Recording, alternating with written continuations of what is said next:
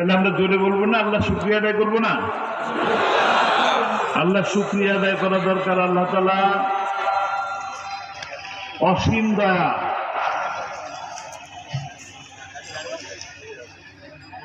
সাগর সমতুল্য বা ৭ সাগর সমতুল্য দয়া,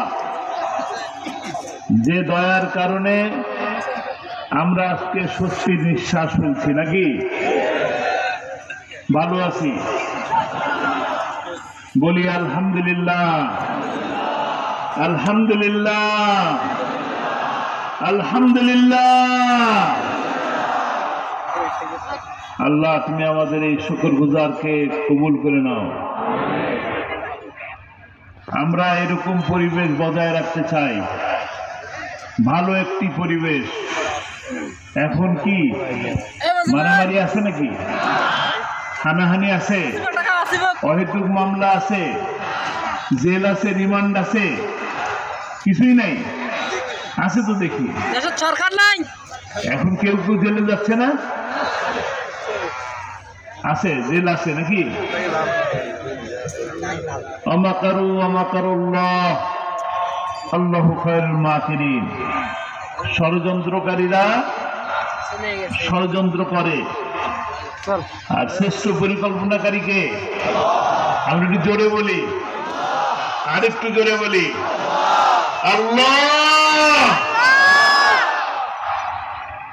আল্লাহ আল্লাহু আকবার। আপনারা আপনাদের প্রিয় কোরআনের পাখি আল্লামা দেলোয়ার হোসাইন সাঈদী রাহমাহুল্লাহ, তাকে দেখছেন, তাকে দেখছেন সামনাসামনি, আলহামদুলিল্লাহ। আমি বলতে চাই যে 13টা বছর তাকে প্রিজন ভ্যানে করে মানবতা বিরোধী, আন্তর্জাতিক মানবতা বিরোধী কি আদালত, সেই আদালতের কাছে নিয়ে আসছেন। এরকম একটা ছোট্ট কোরআন, এর থেকে একটু ছোট হবে, কোরআনটা বুকের মধ্যে লাগানো থাকে। সেই অবস্থায় তিনি প্রিজন ভ্যান থেকে নামতেন।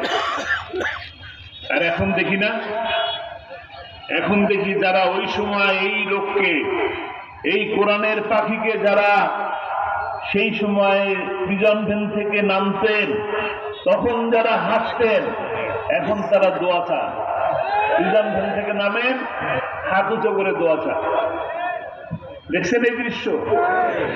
আল্লাহ দিন কিভাবে পাল্টায় দেয়, কিভাবে দুর্দিনের পরে সুদিন দেয়, কিভাবে রাতের আধারের পরে সুন্দর সোনালী দিন দেয়। দেখতে পাচ্ছেন? সেই আল্লাহর শুকরিয়া আদায় করবো না? আলহামদুলিল্লাহ। যে আল্লাহ আমাকে সৃষ্টি করলেন, যে আল্লাহ আমাকে এই সুন্দর দুটি হাত দিলেন, এই হাত দিয়ে শক্ত সামর্থ্য হাত দিলেন উপার্জন করার জন্য, যে আল্লাহ রাব্বুল আলামিন আমাদেরকে দুটি পা দিলেন, শক্ত সামর্থ্য পা, যে পা দিয়ে আমরা হেঁটে দৌড়ে কাজ করতে পারি, যে রাব্বুল আলামিন আমাদেরকে সুন্দর দুটি চোখ দিলেন, যে চোখ দিয়ে আমরা এই সুন্দর পৃথিবী, আল্লাহর এই সৃষ্টিকে দেখতে পাচ্ছি, সেই আল্লাহ শুকরিয়া আদায় করবো না? আলহামদুলিল্লাহ। যে অবস্থায় থাকি না কেন, যে অবস্থায় করি না কেন, জেলে থাকি, নদীতে থাকি, পানিতে ডুবি, জেলের মধ্যে বন্দী থাকি, যত বিপদেই থাকি না কেন, রোগে থাকি আর অসুস্থ থাকি, হাসপাতালে থাকি আর ঘরে থাকি, ওই মহান রব্বুল আলামিনের দরবারে শুকরিয়া আদায় করি, আলহামদুলিল্লাহ। আপনাদের প্রিয় মানুষ কোরআনের পাখি, তিনি 13 বছর জেলে ছিলেন। প্রতি মাসে একবার দেখা করার সুযোগ ছিল, প্রতি মাসে একবার 30 মিনিটের জন্য দেখা করার সুযোগ পেতাম। 30 মিনিটের দেখা করার সুযোগ পেতাম।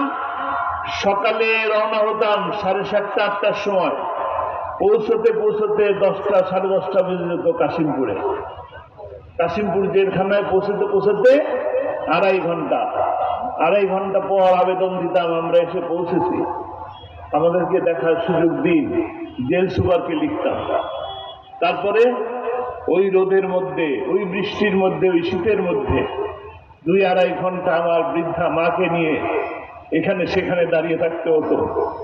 2-2.5 ঘন্টা প্রতিবার, একই কাগজ, একই নিয়ম, কি দেখতে কি সময় লাগে জানি না, কিন্তু 2-2.5 ঘন্টা এইভাবে দাঁড়ায় থাকার পরে তারপরে 30 মিনিট সুযোগ পেতাম দেখা করার। 30 মিনিট আব্বার সামনে যেতাম, যাওয়ার পরে সালাম কালাম, কেমন আছি, ভালো আছি, কথা বলতে বলতেই শুনতাম সময় শেষ হয়ে গেছে, সময় নাই। প্রতিবার বের হওয়ার সময় মনে করতাম আগামীবার যখন আসবো তখন ঘড়ি দেখে ঢুকবো, ঘড়িতে কি 30 মিনিট সত্যি আমাদেরকে সময় দেয় নাকি আগেই শেষ করে দেয়। কিন্তু যতবারই যাই তার চেহারার দিকে তাকানোর পরে ঘড়ির দিকে দেখার আর মনে থাকতো, ঘড়ি দেখবো কি, সময় দেখবো, আব্বাকে দেখবো না ঘড়ি দেখবো, ঘড়ি দেখার আর সময় পেতাম না। কিন্তু ওই কষ্টের মধ্যে থেকেও সর্বসময় তিনি বলছেন আলহামদুলিল্লাহ, আল্লাহ অনেক ভালো রেখেছে, আলহামদুলিল্লাহ। তুমি প্রতিবার বলতে দোয়া করবা, বেশি বেশি করে দোয়া করবা, আমি যেন আর একবার যেন কোরআনের ময়দানে যেতে পারি। কোরআনের ময়দানে কোরআনের কথা বলতে বলতে ওই নাস্তিকেরা বামেরা গুলি করে মেরে ফেলুক, আমার জন্য জেলখানার মধ্যে মৃত্যু না হয়, দোয়া করব। আল্লাহ কবুল করছেন, কবুল করেন নাই? জেলখানায় তার মৃত্যু হয় নাই। তার মৃত্যু কোথায় হয়েছে? হাসপাতালে। তার মৃত্যুটা কি স্বাভাবিক ছিল? আপনারা দেখছেন না কি সুন্দর হাসি মুখে তাকে নিয়ে আসা হলো, অ্যাম্বুলেন্সে করে তাকে নামানো হলো। তিনি কি সুন্দর মিষ্টি মধুর একটি হাসি দিলেন। এরকম হাসি কি তার মুখে এর আগে কোনোদিন দেখছেন? মিষ্টি একটি হাসি দিলেন, জগৎ বিজয়ের হাসি। ওই হাসির মধ্যে ছিল এই দুনিয়া ছেড়ে আমি চলে যাচ্ছি, আমি জান্নাতের পথে যাচ্ছি।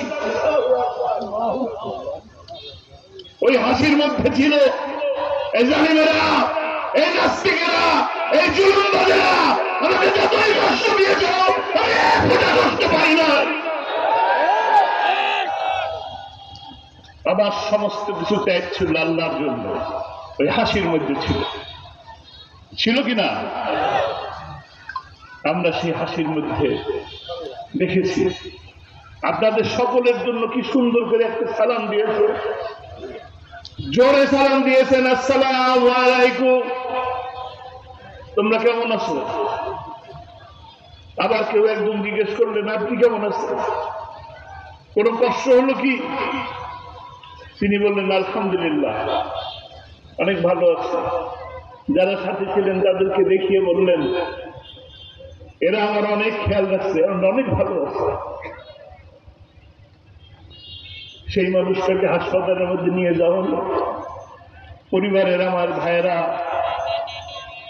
আমার আত্মীয় স্বজনেরা ছিল, কাউকেই একটা সেকেন্ডের জন্য দেখা করার সুযোগ দেওয়া হয়নি, একটা সেকেন্ডের জন্য দেখা হলো। তারপরে কি শুনলেন? তিনি দুনিয়ায় নাই। এটা স্বাভাবিক মৃত্যু ছিল না। তাকে হাসপাতালে নিয়ে অপচিকিৎসার মাধ্যমে তারা চেয়েছিল হত্যা করতে, তারা চেয়েছিল ফাঁসি দিতে। তারা 28শে ফেব্রুয়ারিতে ফাঁসির রায় দিয়েছিল এবং সেই ফাঁসির রায়কে কেন্দ্র করে গত বাংলাদেশের 200-র উপরে মানুষ জীবনদানের মাধ্যমে তার এই রায়কে প্রতিহত করা হয়েছে। তাই রায়কে বাধ্য হয়েছে পরিবর্তন করতে। তারা আজীবন কারাদণ্ড দিলেন। আজীবন কারাদণ্ডের সাথে লিখলেন আনটিল ডেথ, মৃত্যু কারাদণ্ড। তারপরে দেখে